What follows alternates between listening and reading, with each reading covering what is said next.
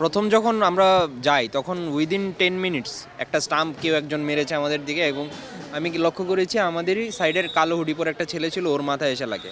কিন্তু তখন আমরা কোনো ধরনের কোনো মানে আগ্রাসন এটার বিরুদ্ধে দেখাইনি এবং আমরা শান্তিপূর্ণ আন্দোলন চালিয়ে গেছি। এবং এরকম আন্দোলন চালিয়ে যাওয়ার বেশ কিছুক্ষণ পর আমরা সিদ্ধান্ত নিই যে আমরা বসে পড়বো, রাস্তায় বসে অবস্থান করব। এবং আমরা বসতে যখন যাই তখনই আমরা দেখি যে পুলিশ এভাবে ওদের ছেড়ে দিয়েছে, হ্যাঁ, এবং ওরা হচ্ছে কি আমাদের উপর ঝাঁপিয়ে পড়ে আর কি। এবং যাকে যেভাবে পেয়েছে সেভাবেই হচ্ছে গিয়ে মেরেছে, এবং পুলিশ তাদের হাত থেকে আমাদের মানে বাঁচানোর কোনো ধরনের কোনো চেষ্টাই করেনি। এবং আমি বিভিন্ন সময় দেখি যে বিভিন্ন জায়গায় পুলিশ দাঁড়িয়ে আছে এবং তাদের কোনো কোনো অ্যাকশন নেই এর বিরুদ্ধে, এবং সেখানে riot gear show everything was there, but তারা আমাদের কোনো ধরনের কোনো সাহায্য করেনি। পুলিশ সেখানে পুরাপুরি রায়ট গিয়ার নিয়েছিল।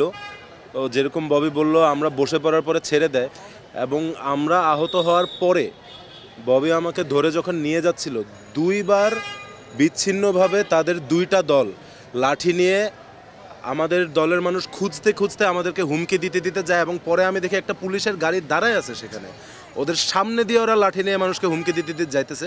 তারা সেখানে শুধু বসে আছে, একটা সিঙ্গেল অ্যাকশন নাই। তারা যে দেখতেছে যে অস্ত্র নিয়ে মানুষ যাইতেছে ওইদিকে মারবে দেখে, তারা একটা পদক্ষেপ নেয় নাই তাদেরকে থামাইতে।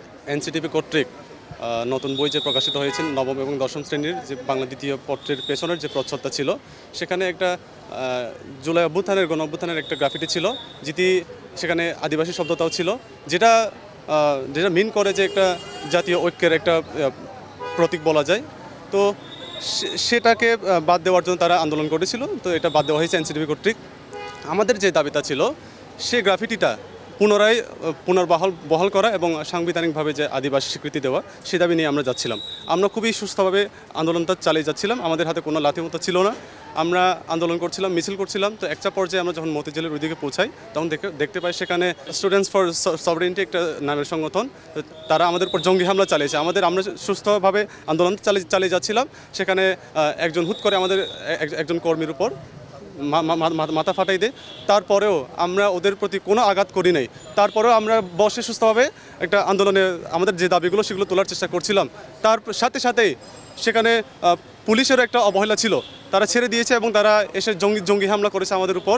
জঙ্গির মতো এসে আমাদের নারী শিক্ষার্থী ছিল, নারী শিক্ষার্থীর উপর হামলা করেছে, সাংবাদিককে তারা মেরেছে। ঢাকা বিশ্ববিদ্যালয়ের একটা প্ল্যাটফর্ম আপনার স্ট্যান্ড ফর সভারেন্টি, যেটা হলো আপনার ঢাকা বিশ্ববিদ্যালয়কে ট্যাগ করে হলো বিভিন্ন ধরনের আপনার অপ্রত্যাশিত কর্মকাণ্ড করে যাচ্ছে। সেটা আজকে আমরা আমাদের আদিবাসীদের একটা শান্তিপূর্ণ যেটা র্যালি ছিল, ওইখানের মধ্যে যে আক্রমণের মধ্যে আমরা বুঝতে পারি যে তারা আসলে কি করতে চাচ্ছে। সো আমরা এটার সাথে আপনার ইতিমধ্যে যে একজন দাদা বলে গেছেন যে এখানে 20 জনের অধিক হলো আহত এবং 6-7 জন মানে অনেক বেশি হলো মারাত্মক আহত।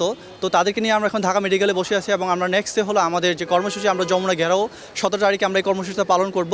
আমরা আমাদের অধিকার লড়াই যেটা 50 বছর ধরে করতেছি, অধিকার লড়াই করতে গিয়ে প্রত্যেকবার আমাদের বলতেছে রাষ্ট্রদ্রোহিতা, বিশ্ববিরোধিতাকারী।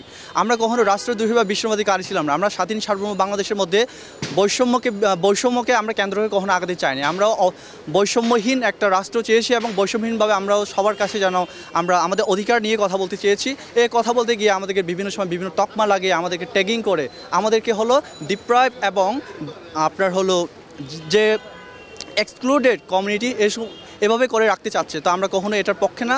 আমরা আমাদের আইডেন্টিটি, আমরা আমাদের অধিকার জন্য লড়াই করে যাব।